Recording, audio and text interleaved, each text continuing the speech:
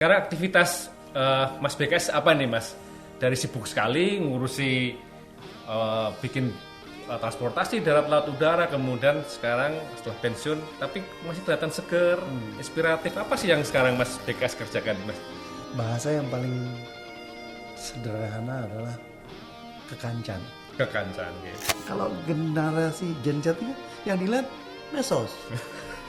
Kita ngomong dia nggak dengerin, tapi kita upload dia langsung like. Banyak orang mengapresiasi kamu ini menteri olahraga atau menteri perhubungan. Iya, iya. Itu yang ngomong Oscar terkenal, Iya.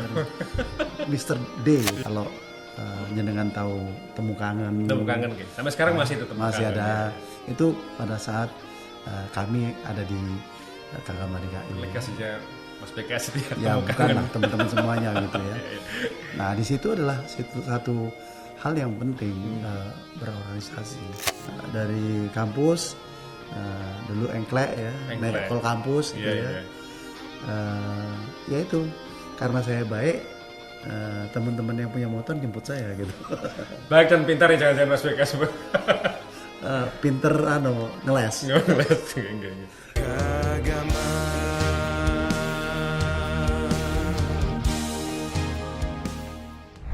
Assalamualaikum warahmatullahi wabarakatuh. Salam sejahtera, Om Swastiastu, Namo Buddhaya, salam kebajikan, salam kagama, guyub rukun migunani.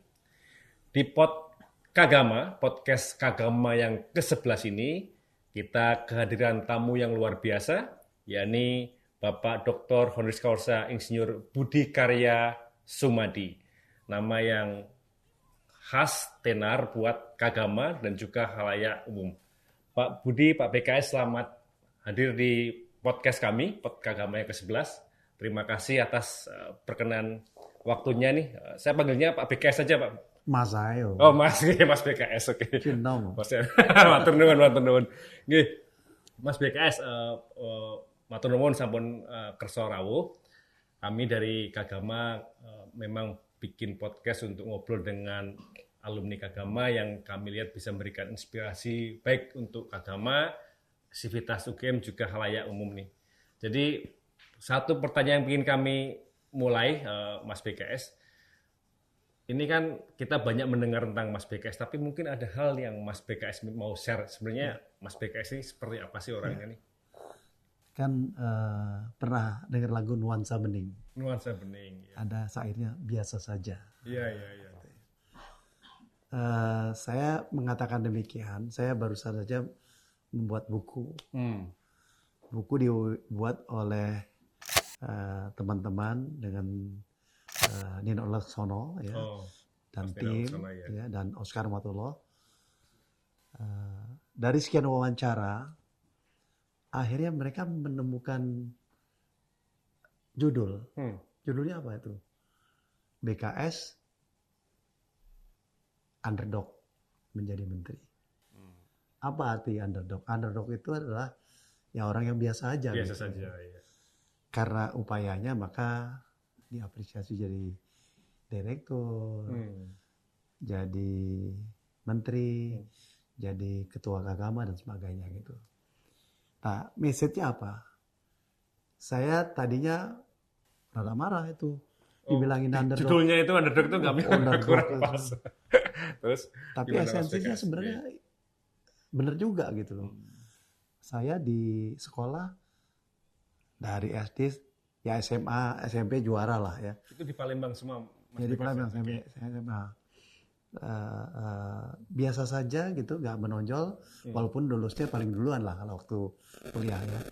Tapi saya nyata biasa saja. Tapi disitulah letak biasa saja itu. Kalau kita biasa saja dengan effort, kita bisa mencapai tertentu. Dimulai dengan saya lulus yang pertama di angkatan saya. Ya artinya lumayan lah gitu ya. 4,5 tahun lumayan lah kan zaman waktu itu. Lalu di tempat bekerja juga gitu. Di tengah lulusan Amerika, ITB dan sebagainya, saya mendapat promosi yang meloncat-loncat gitu ya. Oke. Sehingga alhamdulillah dipercaya menjadi direksi di swasta Iya, iya. dan terakhir jadi presdir di Ancol. Ancol, Itu. gitu ya. Karena sebenarnya settingnya saya orang yang biasa tapi kerjanya keras gitu. Oke. Nah, ini kan tipe luhui dari teman-teman Gajah Mada bahwa kita itu memang nggak nggak nggak senang umum gitu loh, tapi bekerja gitu. Iya, iya. Nah, tapi kalau kita dengan kesungguhan, pasti itu bisa terlaksana menjadi suatu hasil bagi kita. Oke.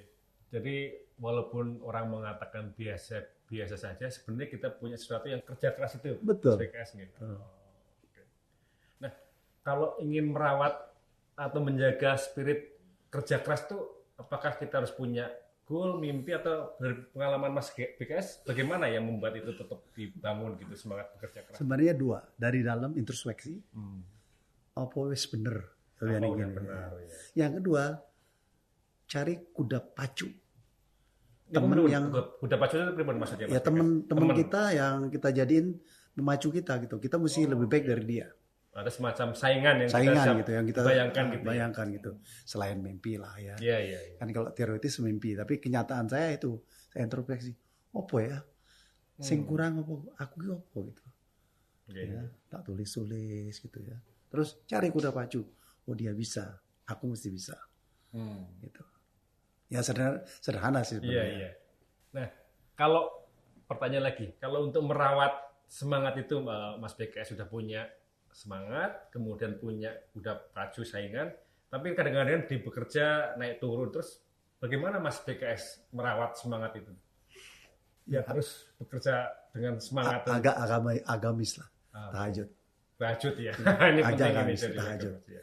Malam-malam tahajud, tanya diri sendiri, minta dengan Allah segala macam.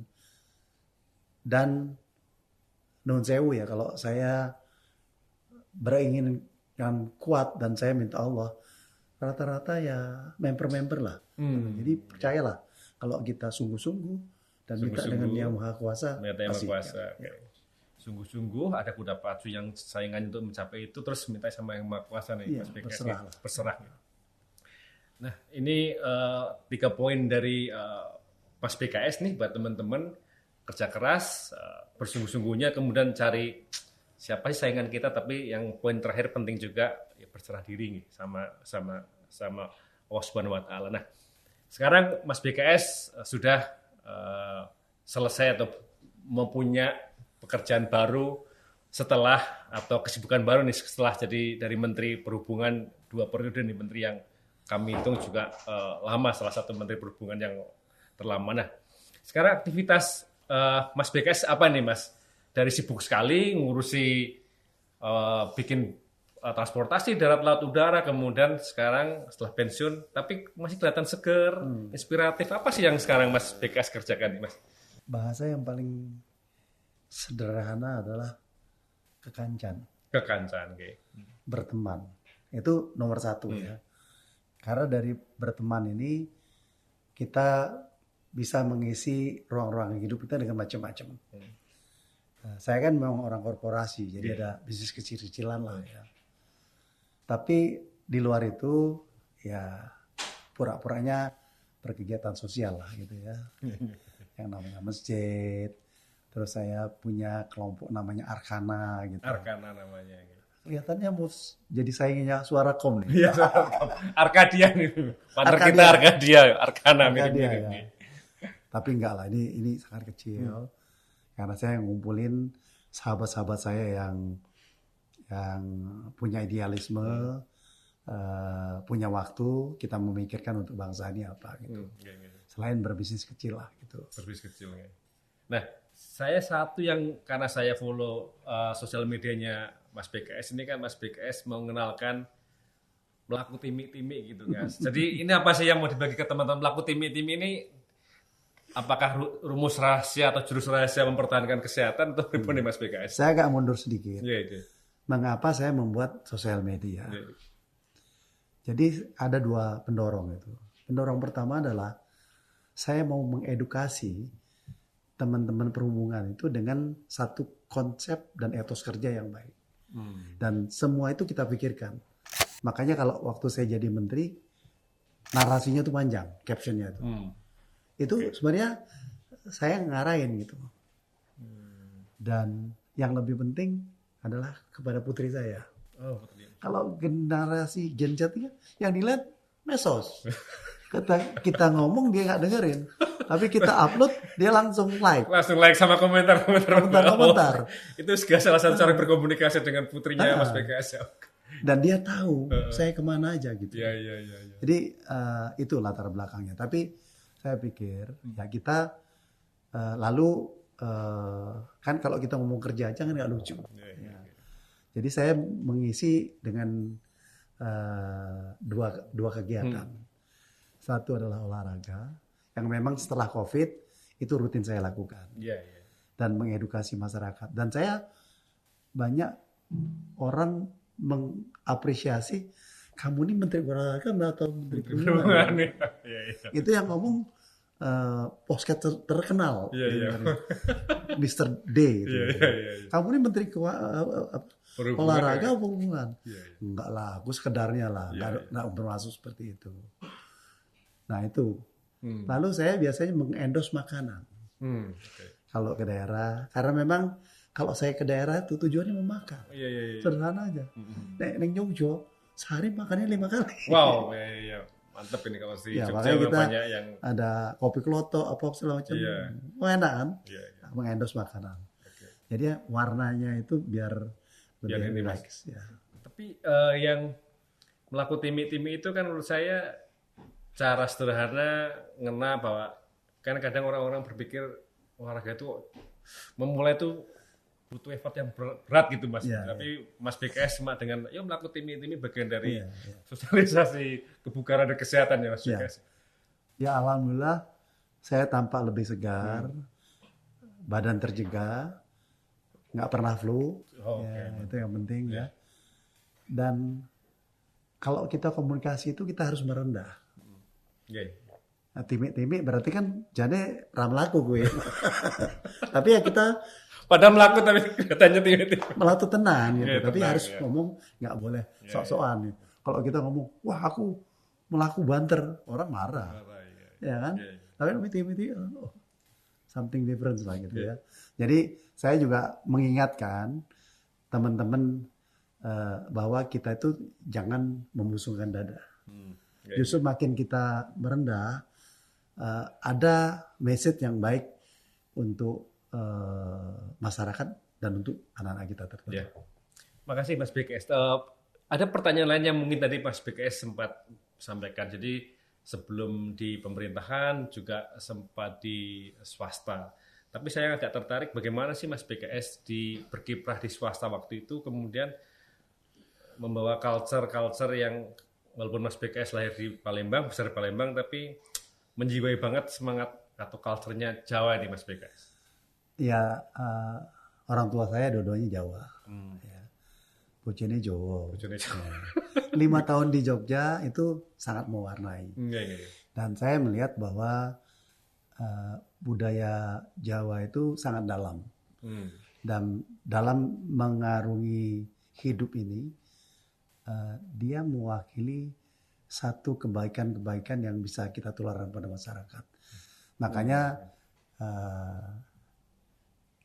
budaya Jawa itu saya jalankan. Tapi kadang-kadang Palembangnya keluar juga jadi kasar. Jadi mengelola memanage itu Mas BKS ya. Oke. Mas BKS, nanti kita akan ngobrol lagi tentang perhubungan yang Mas BKS geluti panjang dan mungkin banyak hal yang ingin dibagi. Tapi sebelum itu, monggo Mas BKS silahkan diminum. Ya, masih. Agama.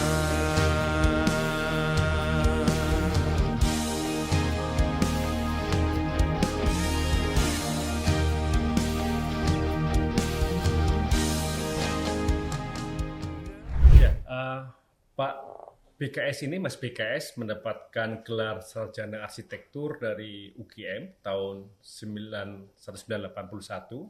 Tapi yang menarik di tahun 2022 Mas BKS mendapatkan gelar Dr. Honoris Causa juga dari UGM untuk bidang perhubungan. Nah, karena mungkin pasti ini ada hubungan dengan kiprah beliau selama menjadi Menteri Perhubungan di tahun 2016 sampai 2024. Nah, Mas BKS ini kayaknya kami ingin dibagi waktu menjabat sebagai Menteri Perhubungan. Apa saja sih Mas tantangan-tantangan terbesar yang Mas BKS alami dan bagaimana mengatasi banyak tantangan-tantangan itu? Ya, kalau berhubungan itu memang challenging karena kita berhadapan-hadapan langsung dengan masyarakat. Okay. Dan dalam hitungan detik kita bisa dikomplain dan sebagainya.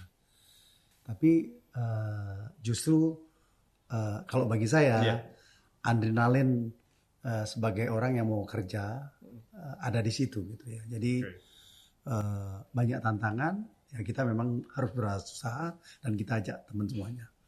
Nah, kalau mengenai tantangan terbesar kan 4 matra ini semuanya complicated. Ya, katakanlah mulai dari kereta api yang katanya nggak ada tantangan.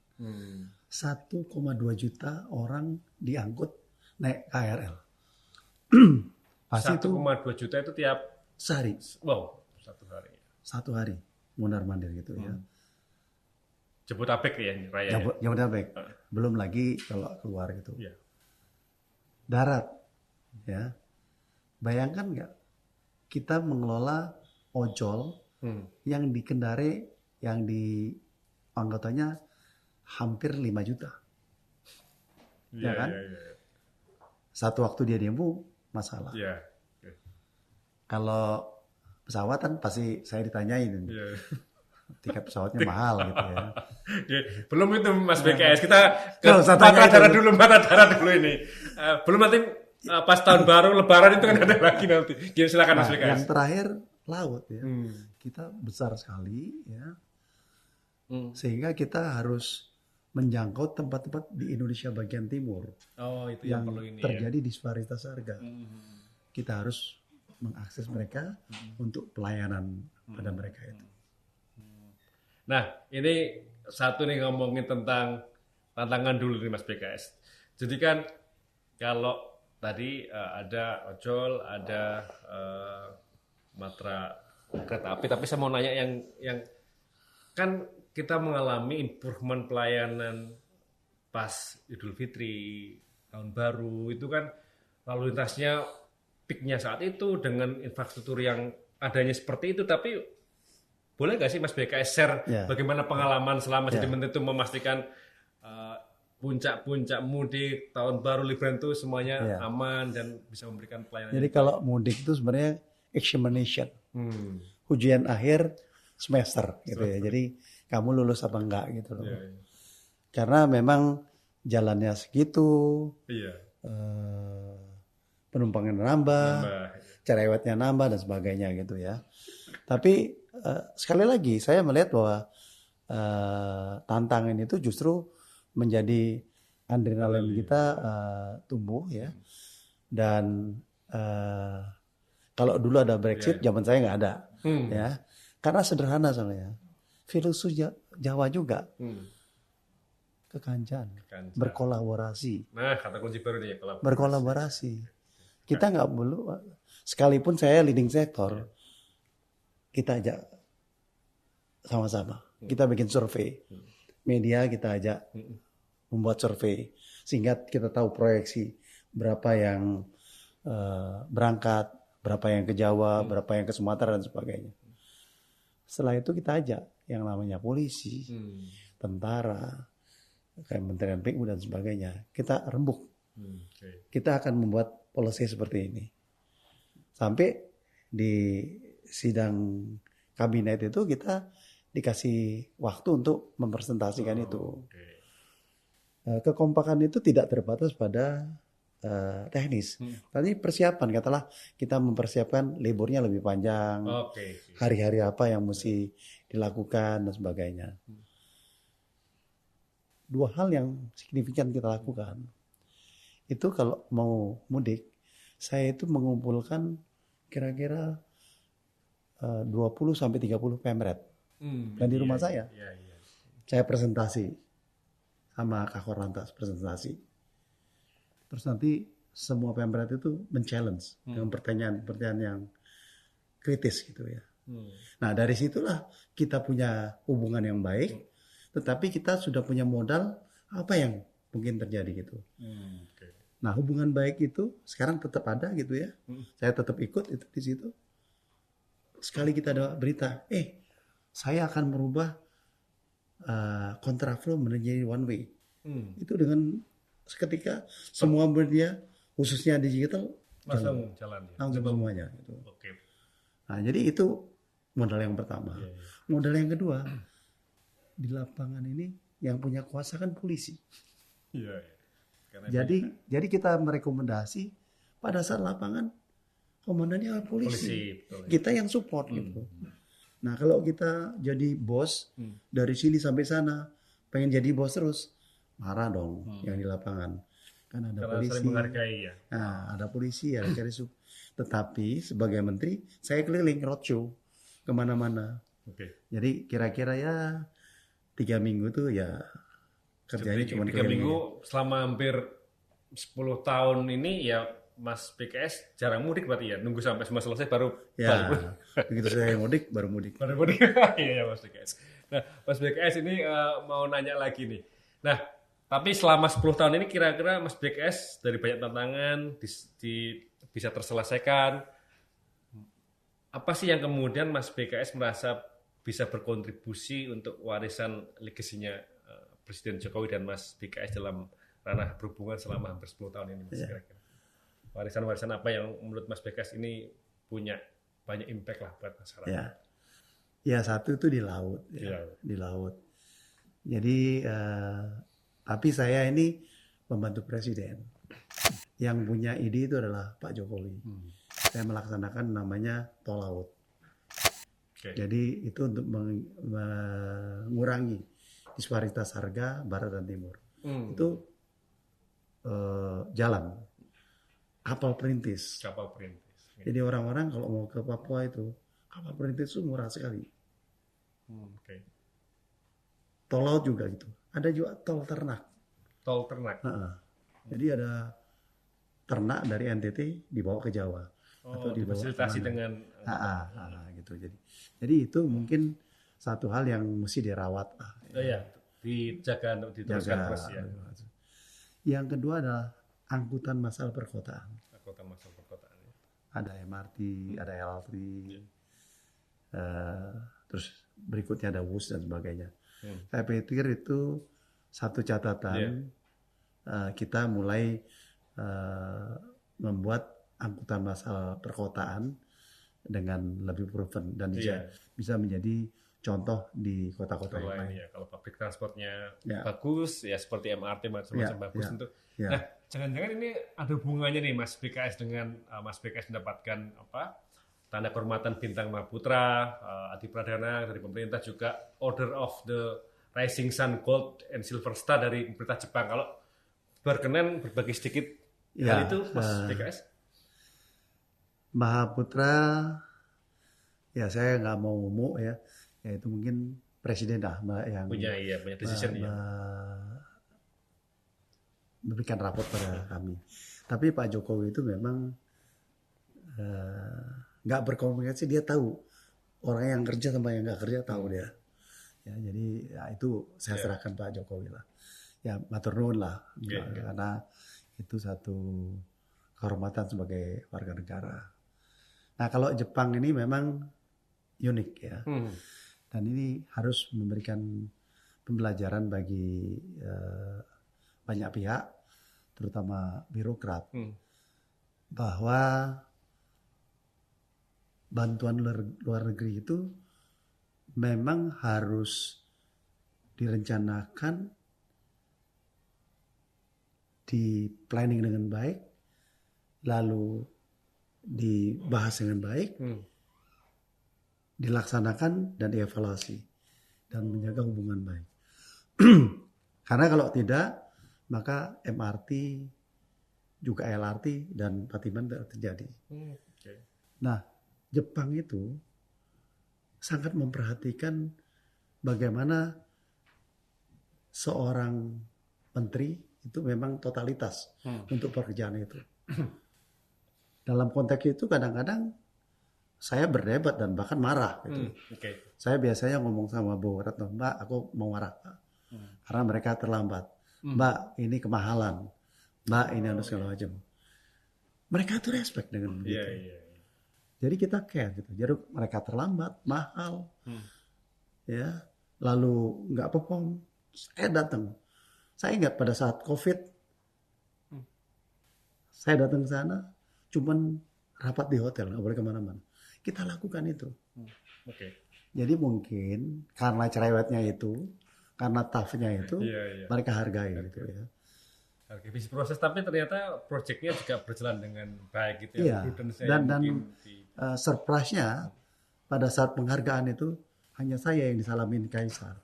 Gitu ya. Ya bukan sombong ya. Bagian dari penghargaan. Saya cuma mau share pada teman-teman bahwa apabila kita mendapatkan amanah, bantuan luar negeri, kita harus serius melaksanakan itu.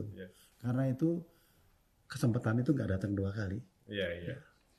Saya udah mencatat beberapa hal nih Mas BKS, tapi dari kerja keras, ada yang punya puja baju yang lain, kalau yang awal kemudian tetap berserah diri sama yang maha kuasa, tapi yang di pekerjaan Mas BKS juga punya banyak value, kolaborasi, kekancan, kemudian jika mengerjakan sesuatu juga bersungguh-sungguh. Nah, kayaknya nanti habis ini kita akan ngobrol tentang masa lalu di kampus kerakyatan, kampus Gajah Mada Mas BKS.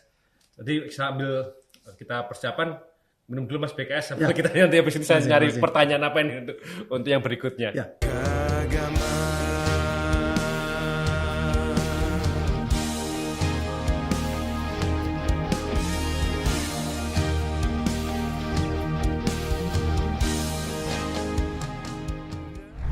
Tadi sebelum mulai Mas BKS sempat cerita ke saya kalau beliau ini sudah hampir mungkin lebih dari 20 tahun Mas BKS-nya di Kagama, keluarga alumni Universitas Gajah Mada gitu ya. Jadi mungkin teman-teman yang muda juga apa sih yang melatar belakangi Mas BKS mau beraktivitas di Kagama sampai selama ini? Apakah memang banyak hal-hal yang Kagama bisa berkontribusi untuk tidak cuma untuk kampus tapi untuk negara gitu Mas BKS, kira-kira kalau Mas BKS berkenan berbagi?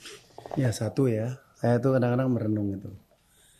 Kalau saya nggak ke Jogja ke UGM, aku jadi opo. Ya. Jadi kalau yang ini dari Palembang jauh, kalau nggak ke kampus berarti nggak ngerti akan menjadi apa nih Mas BKS. Jadi apa gitu ya. Jadi satu memang UGM memberikan bekal. Saya bukan secara substansi saja, tapi juga secara value gitu. Ya kita kalau pas di kampus gitu ya, hubungan antara manusianya dan sebagainya itu memberikan pelajaran yang luar biasa. Walaupun cuma 4,5 tahun. 4,5 tahun. Jadi itu yang selalu saya resapi. Kita ada lagu selain himne Bakti Kagama. Gitu, ya. Itu kalau dengar itu saya renungkan, wah kita ini masih kurang berbuat untuk negara, untuk kampus itu ya.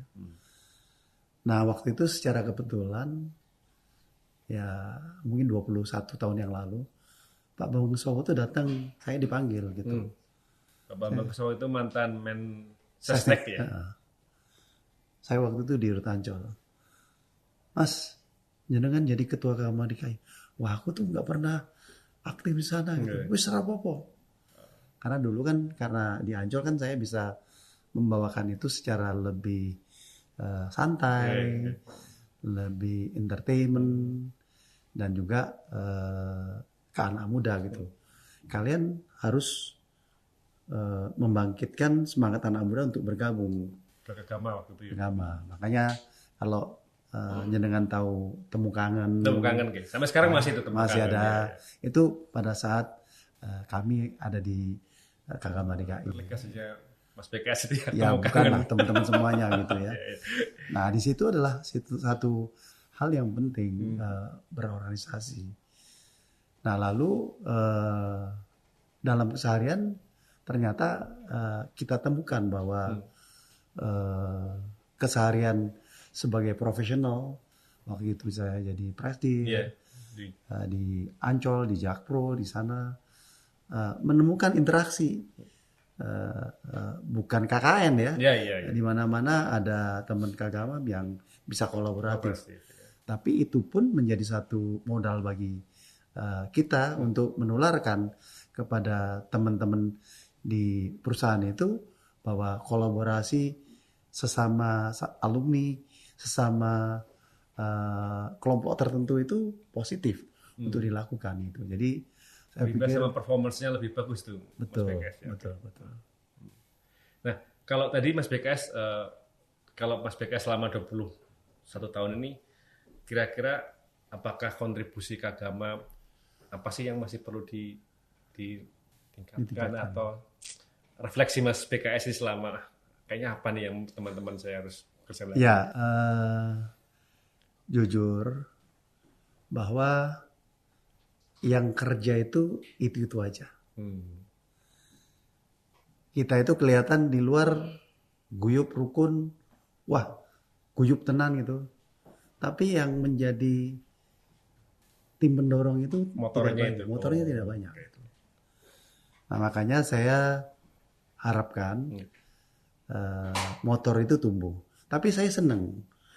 Kemarin Munas yang datang banyak banget. Iya, lebih dari 1.000 lebih ya. Dengan segala kontroversinya gitu ya. Yeah. Dan lebih menyenangkan itu contoh fakultas. Itu ada pengurus fakultas. Di pengurus fakultas ada yang daerah Jakarta, pertanian itu. Dan mereka begitu enjoy dan bersemangat untuk melakukan sesuatu. Yeah, yeah. Jadi anggapan saya bahwa di Kakama ini cuma sedikit, ya udah kalian yang ngerjain di sini, tapi di tempat lain banyak. Dan kita juga banyak komunitas. Yeah, yeah, yeah. Nah, saya pikir ini satu format yang baik ya untuk teman-teman yang muda, bahwa kita berorganisasi dalam suatu wadah agama itu sangat penting untuk balancing.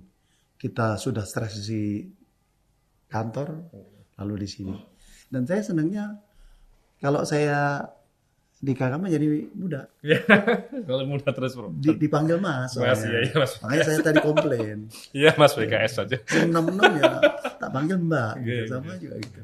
Jadi semangat egaliternya juga ada yang Mas BKS. Ya. Nah Mas BKS ini apa namanya?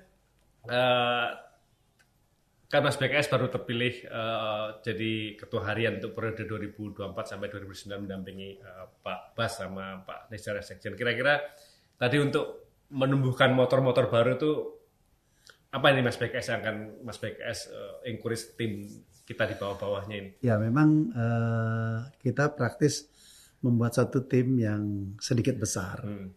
Ya, di situ ada 7 wakil ketua umum, ya, masing-masing ketua bidang, masing-masing 4 kepala departemen, supaya orang itu punya self confidence. Kalau dulu wakil ketua umumnya cuma 2 kan, kita bikin banyak supaya ada self confidence untuk melakukan sesuatu.